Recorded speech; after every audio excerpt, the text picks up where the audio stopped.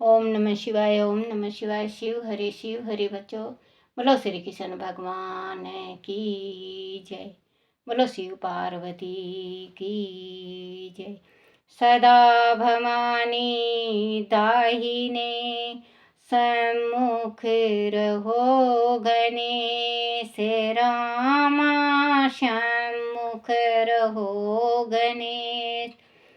पांच देव रक्षा करो ब्रह्मा विष्णु महेश सियापति राम। जय जय राम मेरो मन बसियो सीताराम।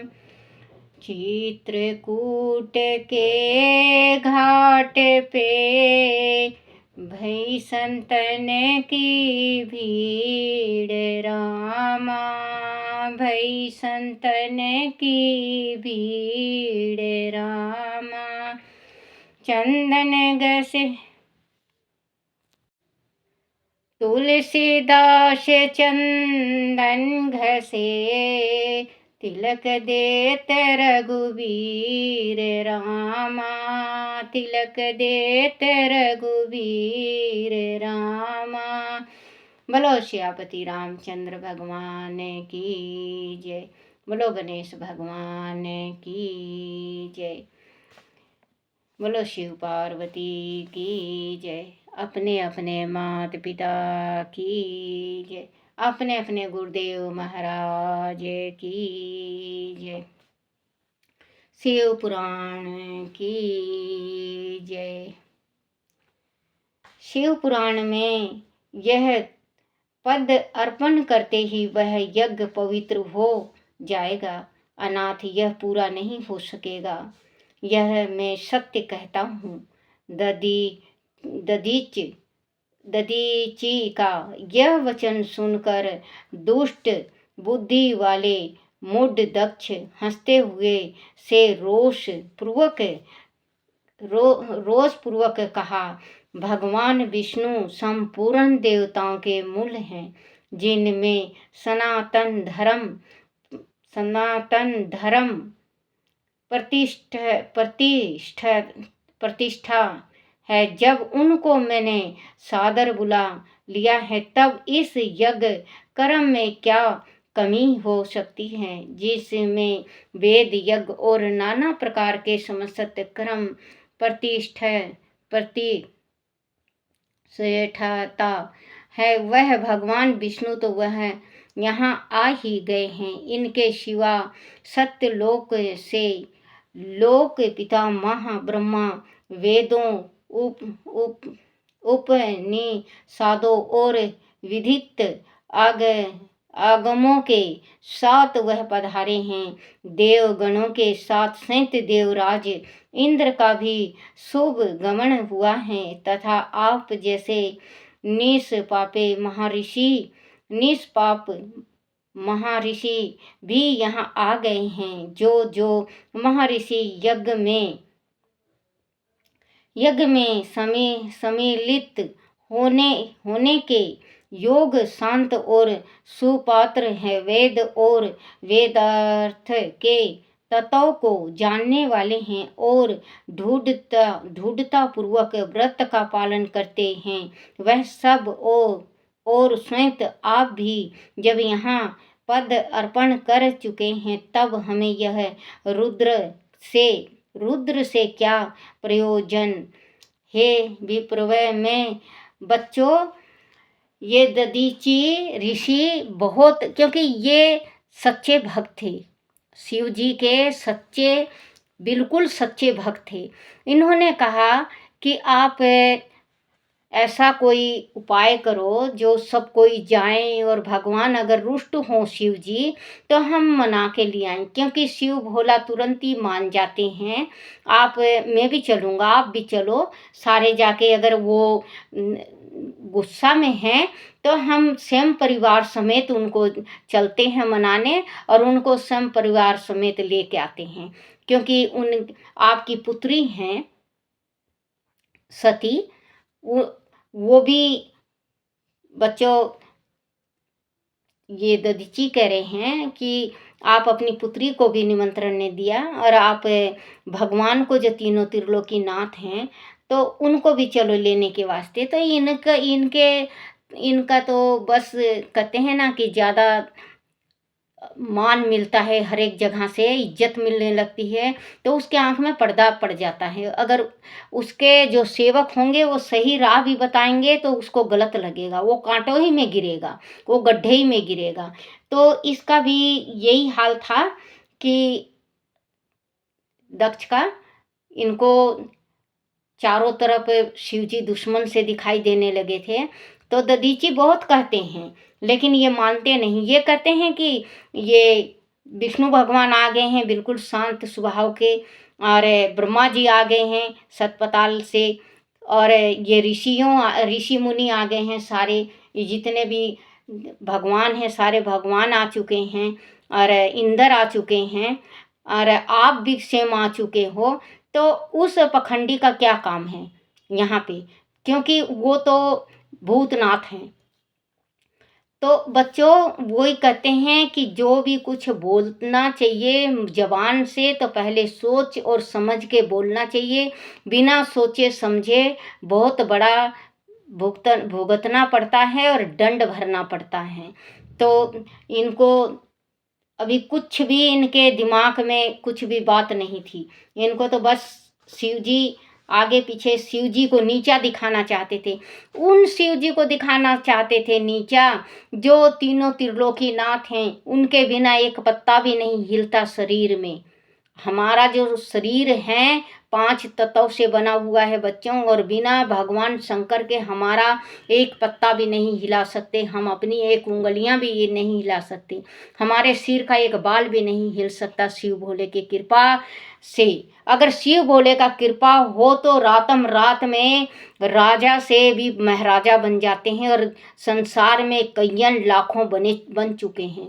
शिव जी का कृपा हर एक इंसान जानता है कि शिव जी का कृपा कितना बड़ा होता है, क्योंकि शिव जी जिस पे कृपा बरसाते हैं उन पे बिल्कुल खुल के बरसाते हैं, और जिस पे नहीं बरसाते बच्चों बेमन से पूजा करोगे, जैसे आप कहते हैं जैसे मानोगे देव वैसे ही, जैसे पुजारी वैसे देव, जैसे आप पूजा करोगे वैसे ही देवता आपको आपकी मनोकामना पूर्ण करता है। तो भगवान को चाहे किसी भी देवता देवी देवता को आप मानो तो आप एकदम भक्ति और श्रद्धा से माना करो।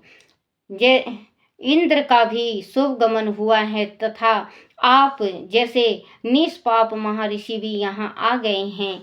जो जो महर्षि यज्ञ में सम्मिलित होने के योग शांत और सुपात्र हैं, वह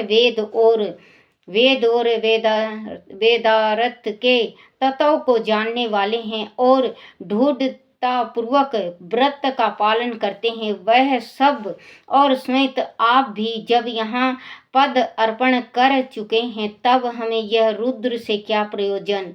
हे विप्रवर, मैंने ब्रह्मा जी के कहने से ही अपनी कन्या रुद्र को ब्याह दी थी। वैसे मैं जानता हूँ हर कुलीन नहीं है, उनके ना माता है ना पिता। वह भूतों प्रेतों और पिशाचों के स्वामी हैं, अकेले ही रहते हैं। उनका अतिक्रमण करना दूसरों के लिए अत्यंत कठिन है। वह आत्मा प्रशंसक मूढ़ जड़। देखो बच्चों, इनके दक्ष को अब भी नहीं थोड़ा सा भी उनके वास्ते, शिव भोले के वास्ते मानता है कि प्रेम हो, क्योंकि दधीची ऋषि के सामने ये बुरा भला कर रहे हैं। दधीची ऋषि बच्चों यज्ञ को त्याग देंगे, यज्ञ को त्याग के और अपने चले जाएंगे। फिर भी इसके दिमाग में नहीं घुसता, क्योंकि शैतान का दिमाग हो चुका था ना, इनके दक्ष के शैतान का दिमाग हो गया था उनका। मूढ़ जड़ मोनी और ईर्षालु हैं, इस यज्ञ कर्म में बुलाए जाने योग्य नहीं हैं, इसीलिए मैंने उनको यहाँ नहीं बुलाया है। अंत अपने जमाई को, अपने सगे जमाई को, कोई पड़ोसी को भी ऐसा गंदा व्यवहार नहीं करता जैसे दक्ष ने अपने जमाई का करा, शिव जी का। तो बच्चों, जमाई कहते हैं जमाई जम होता है, ये वास्तव में सही कहते हैं, क्योंकि जमाई की आदर सत्कार किया करो। जमाई से उल्टा कभी गलत नहीं बोलना चाहिए। जमाई आ जाए तो सिर माथे पे रखना चाहिए। जितना आप उसका मेहमानदारी करोगे, आपकी लड़की को उतना ही वो सुखी रखेगा। नहीं बुलाया है। अंत ददीची जी आपको फिर कभी ऐसी बात, ददीची जी आपको फिर कभी ऐसी बात नहीं करनी चाहिए। मेरी प्रार्थना है कि आप सब लोग मिलकर मेरे इस महान यज्ञ को सफल बनाइए। दक्ष की यह बात सुनकर ददीची ने समस्त देवताओं और मुनियों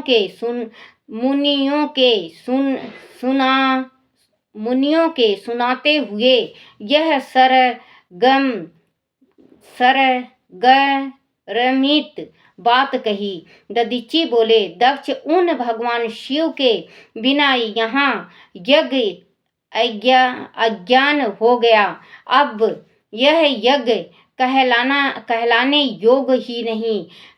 ददीची कह रहे हैं कि दक्ष, जो यज्ञ आप कर रहे हो ना, ये यज्ञ नहीं है, ये शून्य हो चुका है।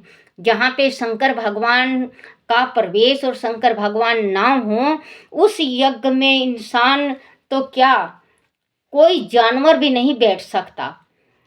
महान यज्ञ अयज्ञ हो गया है। अब यह यज्ञ कहलाने योग्य ही नहीं रह गया। विशेषत इस यज्ञ में तुम्हारा विनाश हो जाएगा। ऐसा कहकर दक्ष की यज्ञशाला से अकेले ही निकल पड़े और तुरंत अपने आश्रम को चल दिए। तंदारत, जो मुख्य शिव भक्त तथा शिव के मत का अनुसरण करने वाले थे, वह भी दक्ष को वैसा ही श्राप देकर तुरंत वहां से निकले और अपने आश्रम को चले गए। क्योंकि भगवान तो भगवान है, शिव जी तो मेरे पिता हैं। शिव जी को तो आप सब मना करो। शिव जी देख लेना बच्चों, आप उनका एक लोटा जल चढ़ा के देखो, आपकी हर एक मनोकामना पूर्ण करेंगे। क्योंकि शिव जी ने उस टाइम मेरी बाँह पकड़ी जिस टाइम बच्चों मेरा कोई सहारा नहीं था। मुझे चारों तरफ अंधेरा ही अंधेरा नजर आ रहा था। शिव जी ने उस टाइम मेरी बाँह पकड़ी जिस टाइम मेरे माँ बाप की मुझे ज़रूरत थी। शिव जी बहुत दयालु हैं। आप शिव जी को, आप अपना सब कुछ शिव जी को अर्पण कर दो, देखना फिर आपके जीवन में कितना बहारें आ जाती हैं, कितनी खुशियाँ आएंगी। करने वाले थे वह भी दक्ष को वैसा ही श्राप देकर तुरंत वहां से निकले और अपने आश्रम को चले गए। मुनिवर ददीची तथा दूसरे ऋषियों के उस यज्ञ मंडप से निकल जाने पर दुष्ट बुद्धि, बच्चों थोड़ा जवान मेरा पलटता नहीं है क्योंकि मैं बहुत ज़्यादा जली हूँ, तो अगर कुछ गलत हो जाए तो मुझे माफ़ कर देना मेरे भोलेनाथ। आप भी मुझे माफ़ करना मेरे पिताश्री। शिवद्रोही दक्ष ने उन मुनियों का उपहास करते हुए कहा। दक्ष बोले, जिन्हें शिव ही प्रिय है, वह नाम मात्र के ब्राह्मण ददीच चले गए। उन्हीं के समान जो दूसरे थे वह भी मेरी यज्ञशाला से निकल गए। वह बड़ी शुभ बात हुई। मुझे सदा यही अभीष्ट है देवेश देवताओं और मुनियों में सत्य कहता हूँ, जिनके चिंतन की विचार शक्ति नष्ट हो गई है, जो मंद बुद्धि है और मिथ्यावाद में लगे हुए हैं, ऐसे वेद बहिष्कृत दुराचारी लोगों को यज्ञ कर्म में त्याग ही देना चाहिए। ये कह रहे हैं कि जो शंकर भगवान को मानता है, जो शंकर भगवान से प्रेम रखता है, जो शंकर भगवान की भक्ति करता है, वो पखंडी हैं। ये मैं नहीं कह रही बच्चों, ये इसमें लिखा हुआ है, ये दक्ष कह रहे हैं, जो वहाँ पे बैठे थे उनसे कह रहे हैं कि जो भी यहाँ से चला गया, दधीची चले गए, ऋषि चले गए, श्राप दे के चले गए, अच्छा हुआ, क्योंकि इनका जाना ही श्रेष्ठ था हमारे इसमें जो हवन में से। तो ये चले गए, बहुत अच्छा हुआ, क्योंकि जो ये शिव जी का भक्ति करते हैं ये पखंडी होते हैं। ये इनके पास कुछ भी नहीं होता, सिर्फ पखंड के सिवा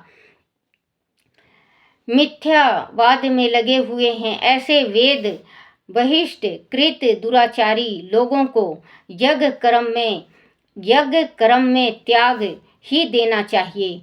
विष्णु आदि आप सब देवता और ब्रह्मा वेदवादी हैं। अंत मेरे इस यज्ञों को शीघ्र ही सफल बनाए। कौन ही बंदा बच्चों, इनका सफल होता ही नहीं, क्योंकि ये भगवान को इतना बुरा भला कहे हैं।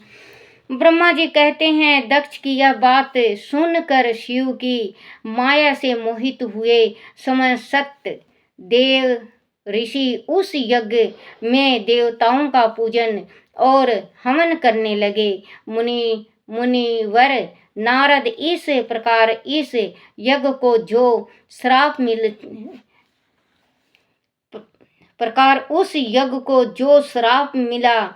मिला उसका वर्णन किया गया। अब यज्ञ के विध्वंसिक घटनाओं को बताया जाता है, आदर पूर्वक सुनो। बोलो शिव पुराण की जय। बच्चों, इसमें अभिमान कहते हैं ना कि आप खुद देखना, और खुद ही देख भी रहे होंगे और अजमा के भी देखा होगा आप लोगों ने कि गरीब का साथी कोई नहीं होता। और जो गरीब होता है और अमीर हो जाता है, कोई तो अपना गरीबी जैसे व्यवहार करता है, किसी को भूलता नहीं। और कोई बच्चों थोड़ा सा भी धनवान लखपति हो जाएं, संसारी को सोचते हैं कि वो मेरे कदमों के नीचे हैं। बच्चों, कभी नहीं सोचना चाहिए। ये तो भगवान शिव जी का दिया हुआ है, आप प्रसाद जैसे ग्रहण करो, गरीब को दो, दान करो, क्योंकि ये काया दोबारा नहीं मिलेगा। आज जो हमारा काया है, जो हमारा शरीर है, वो शरीर दोबारा हमें क्या पता बच्चों कि हमें मिलेगा ये शरीर। 84 लाख साल जीवन, 84 लाख हजार साल जीवन गोता खाते रहो, कभी उल्लू, कभी बंदर, कभी कुछ। जब बनेंगे 84 लाख के बाद माँ के गर्भ में पड़ेंगे। वो भी नरक होता है, वो उसमें भी माँ की इच्छा होती है, वो रखेगी या नहीं, वो भगवान के इच्छा होते हैं। वो भगवान का इच्छा होता है कि इस बच्चे को की उम्र कितनी देनी चाहिए।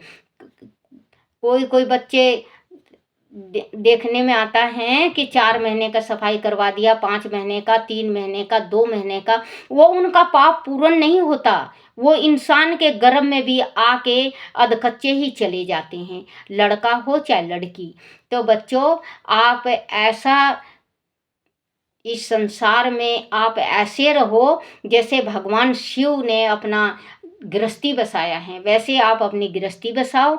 और आप बच्चों दान पुण्य जरूर किया करो, ज़्यादा नहीं, कुछ नहीं तो गौ को पेड़ा और रोटी का दान करो, और कुत्ते को दो बच्चों, और इसको मावस को हरा घास गौ के वास्ते 51 रुपये का, 101 रुपये का, या अपने बराबर तोल के आप गौ के डालो। देखना बच्चों, आपका हर एक मनोकामना शिव जी की कृपा से पूर्ण होगी।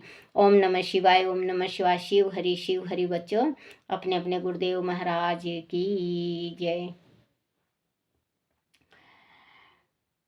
ओम नमः शिवाय, ओम नमः शिवाय, ओम नमः शिवाय बाबा, ओम नमः शिवाय, ओम नमः शिवाय, ओम नमः शिवाय, ओम नमः शिवाय, ओम नमः शिवाय, ओम नमः शिवाय बाबा, ओम नमः शिवाय, ओम नमः शिवाय भोला, ओम नमः शिवाय, ओम नमः शिवाय शंभु, ओम नमः शिवाय, ओम नमः शिवाय शंभु, ओम नमः शिवाय, ओम नमः शिवाय, ओम नमः शिवाय, ओम नमः शिवाय भोले, ओम नमः शिवाय, शिवाय नमो, शिवाय नमो, शिवाय नमो,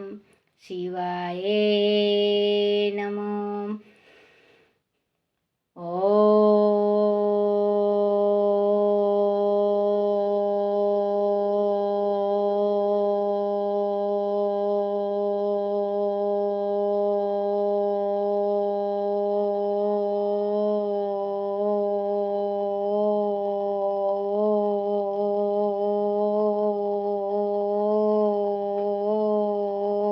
नमः शिवाय। बोलो शिव शंकर भगवान की जय, शिव पार्वती की जय, ओ गढ़दानी की जय।